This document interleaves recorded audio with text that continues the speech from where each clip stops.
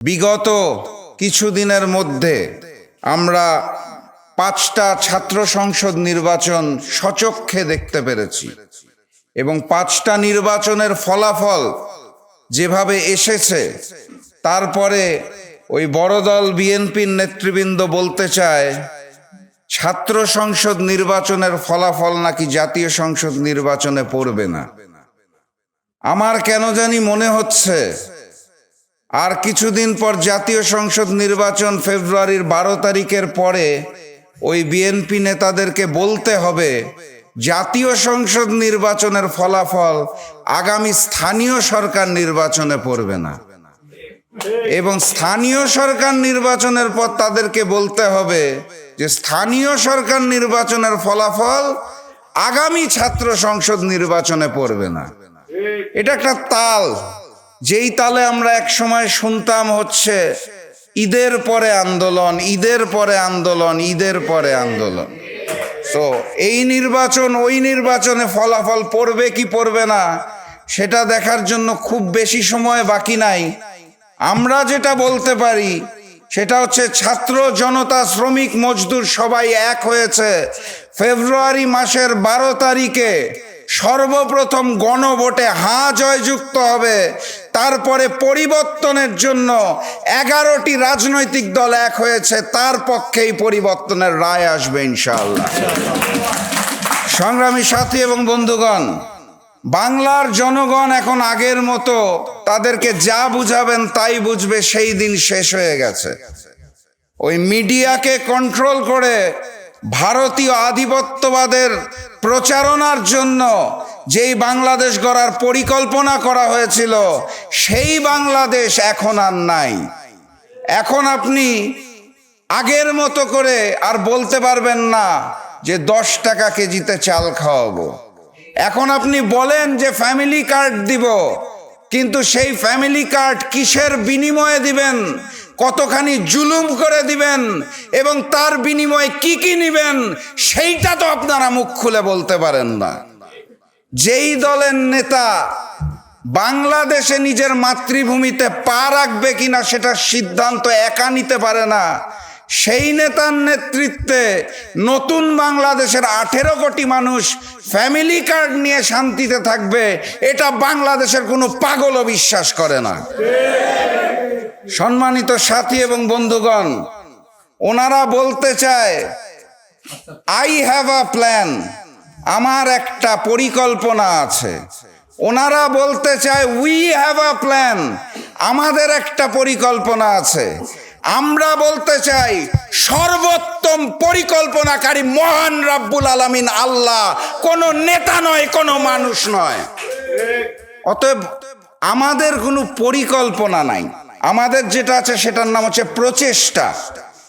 পরিকল্পনা সর্বোত্তম করবেন মহান রব্বুল আলামিন আল্লাহ, আমরা প্রচেষ্টা করব। সেই প্রচেষ্টা হচ্ছে আগামীর বাংলাদেশে কোনো ভারতীয় আধিপত্যবাদ এবং আগ্রাসন থাকবে না। আগামীর বাংলাদেশে নতুন করে কোনো স্বৈরাচার হতে দেওয়া হবে না। আগামীর বাংলাদেশে নতুন করে জালিমের জন্ম হতে দেওয়া হবে না।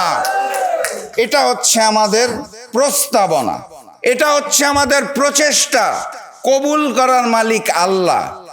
আই হ্যাভ আ প্ল্যান বলার পর সেই প্ল্যান কি সেটাকেও তারা গুপ্ত রাখবে। দেশে আসার জন্য কোথায় মুচলেকা দিতে হয়, কার অনুমতি নিয়ে দেশে পা রাখতে হয় সেটাও তারা গোপন এবং গুপ্ত রাখবেন। এবং ফ্যামিলি কার্ডের নাম দিয়ে মনে করবেন ফেব্রুয়ারি মাসের 12 তারিখে তাদের জয় জয়কার হবে। তাহলে আমি স্মরণ করিয়ে দিতে চাই, এরকম স্বপ্ন দেখলে ফ্যাসিস্ট শেখ হাসিনা যেভাবে পালিয়েছে, একইভাবে ভারতের সামনে মাথা নত করা নতুন জালেম নতুন বিএনপিকেও পালাতে হবে। সংগ্রামী সাথী এবং বন্ধুগণ, চারপাশের পরিবেশে লেভেল প্লেইং ফিল্ডের নির্বাচন আমরা দেখতে পাচ্ছি না, কিন্তু একই সাথে সাথে আমরা হতাশ নই। আমরা হতাশ নই কারণ হচ্ছে 24 পরবর্তী বাংলাদেশ, নতুন ছাত্র জনতা শ্রমিক সম্প্রদায় এখন সচেতন।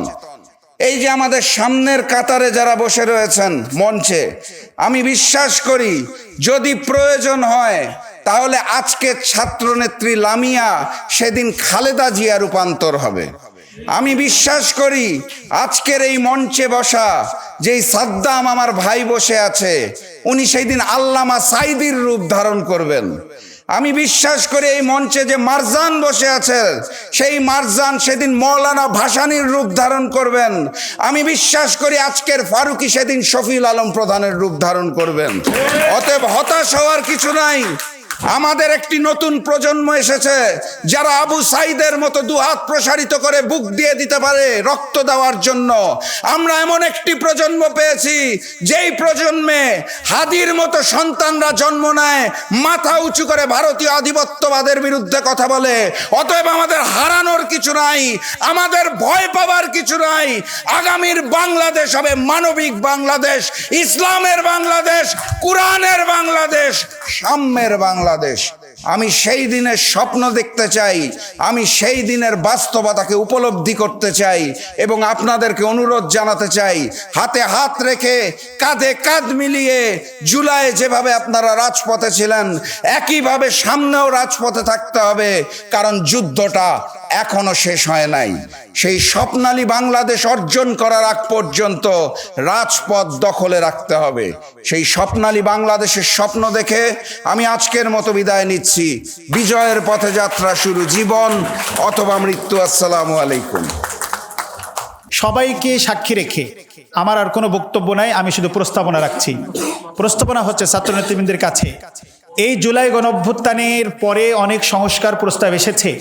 একটি জায়গায় আমরা সিদ্ধান্তে পৌঁছেছি, যদি এই নির্বাচনের সাথে যে হা ভোট এবং না ভোটের প্রস্তাবনাটা আছে, এটা যদি কোনো কারণে কোনো ষড়যন্ত্রকারীরা এটাকে ক্যান্সেল করতে চায় অথবা এটাকে না ভোটে রূপান্তরিত করতে চায়, তাহলে জুলাই যোদ্ধাদের জন্য একটা অশনি সংকেত রয়ে যায়।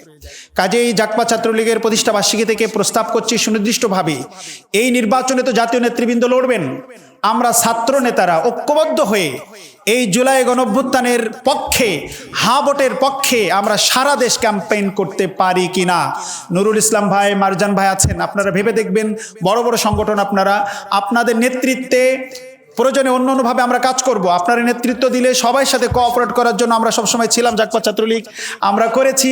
আপনারা যদি লিডারশিপে থাকেন, সকল নেতৃবৃন্দকে নিয়ে, ছাত্র নেতৃবৃন্দকে নিয়ে জুলাই গণঅভ্যুত্থানের পক্ষে, হাভোটের পক্ষে, বিচারের পক্ষে, সংস্কারের পক্ষে আমরা সারা দেশ ক্যাম্পেইন করব যদি আপনারা এগিয়ে আসেন।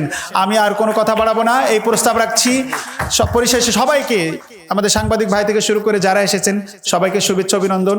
আগামীর বাংলাদেশ গড়তে আমরা সবাই থাকবো, ইসলামের বাংলাদেশ। আগামী ছাত্রনেতা জুলাই ফোর্সের আহ্বায়ক মোশাররফ হোসেন।